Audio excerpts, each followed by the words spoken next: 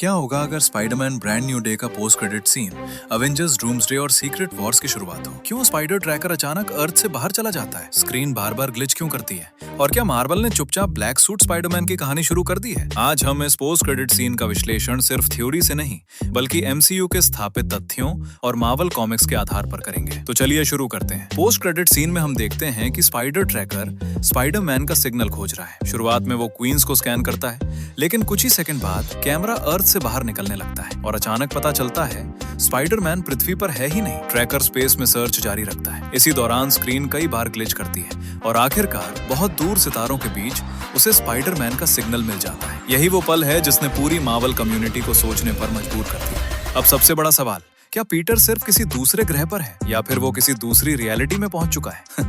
मेरे हिसाब से इस पूरे सीन की सबसे महत्वपूर्ण चीज स्पाइडर ट्रैकर नहीं बल्कि उसका ग्लिच इफेक्ट है। ट्रैकर सिर्फ दूरी नहीं बल्कि अलग रियलिटी को खोजने की कोशिश कर रहा था। तो इसका मतलब होगा कि पीटर अब सिर्फ अर्थ 616 का स्पाइडरमैन नहीं बल्कि मल्टीवर्स सागा का हिस्सा बन चुका है। और यहीं से जुड़ती है मार्वल कॉमिक्स की सबसे बड़ी कहानी, सीक्रेट वॉर्स। लेकिन सीक्रेट वॉर्स को समझे बिना इस पोस्ट क्रेडिट सीन का असली मतलब समझना लगभग नामुमकिन है, क्योंकि लगभग 40 साल पहले मार्वल कॉमिक्स में भी स्पाइडरमैन की जिंदगी बिल्कुल इसी तरह बदल गई थी और वहीं से शुरू हुई थी ब्लैक सूट स्पाइडरमैन की कहानी। अब सवाल ये है, अगर पीटर सच में किसी दूसरी रियलिटी में पहुंच चुका है तो वो जगह आखिर हो सकती है कहाँ? इसका सबसे मजबूत जवाब हमें मार्वल कॉमिक्स की सीक्रेट वॉर्स 1984 में मिलता है। सीक्रेट वॉर्स में एक बेहद शक्तिशाली कॉस्मिक एंटिटी बियॉन्डर अलग अलग दुनियाओं के हीरोज और विलेंस को एक रहस्यमयी दुनिया में ले जाता है। उस दुनिया का नाम था बैटल वर्ल्ड। यही मार्वल के सबसे बड़े युद्धों में से एक लड़ा गया। लेकिन स्पाइडरमैन के लिए सबसे बड़ी घटना लड़ाई नहीं थी, बल्कि वो गलती से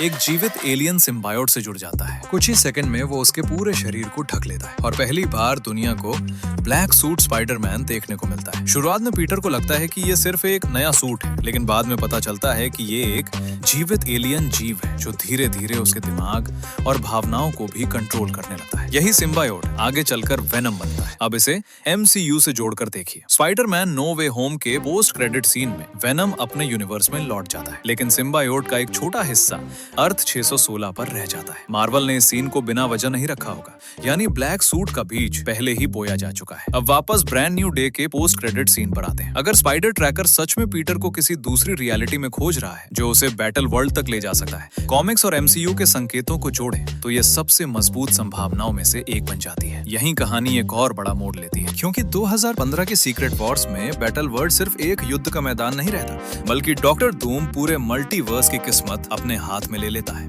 और यहीं से ब्रांड न्यू डे का पोस्ट क्रेडिट सीन शायद एक और बड़े रहस्य की ओर इशारा करता है। और अब असली खेल शुरू होता है। 2015 की सीक्रेट वॉर्स में मार्वल ने पूरी कहानी बदल दी। इस बार सबसे बड़ा खतरा किसी एक विलन से नहीं बल्कि पूरे मल्टीवर्स के टूटने से था। इस कहानी में अलग अलग यूनिवर्सेस एक दूसरे से टकराने लगते हैं। इन्हें इनकर्शंस कहा जाता है। अगर ऐसी टक्कर को नहीं रोका जाए तो दोनों यूनिवर्सेस नष्ट हो सकते हैं। यही कॉन्सेप्ट हमें doctor strange in the multiverse of madness में भी सुनने को मिला था। मतलब एमसीयू पहले ही इस दिशा में कहानी बनाना शुरू कर चुका है। अब वापस ब्रांड न्यू डे के पोस्ट क्रेडिट सीन पे आते हैं। अगर पीटर सिर्फ किसी दूसरे ग्रह पे होता तो मार्वल ग्लिच इफेक्ट दिखाने की जरूरत क्यों महसूस करता? यही वजह है कि मुझे लगता है ये सिर्फ दूरी का नहीं बल्कि रियलिटी बदलने का संकेत हो सकता है। और अगर ऐसा है तो पीटर किसी दूसरी अर्थ या फिर बैटल वर्ल्ड जैसी किसी जगह पर हो सकता है। 2015 की सीक्रेट वॉर्स में डॉक्टर डूम टूटते हुए मल्टीवर्स के टुकड़ों को जोड़कर बैटल वर्ल्ड बनाता है। वहाँ अलग अलग यूनिवर्सेस के लोग एक ही दुनिया में रहते हैं।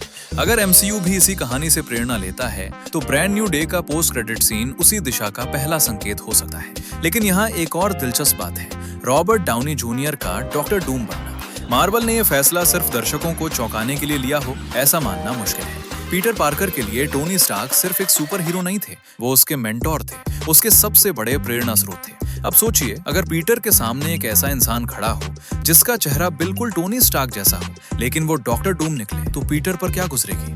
यही इस कहानी का सबसे बड़ा भावनात्मक संघर्ष बन सकता है।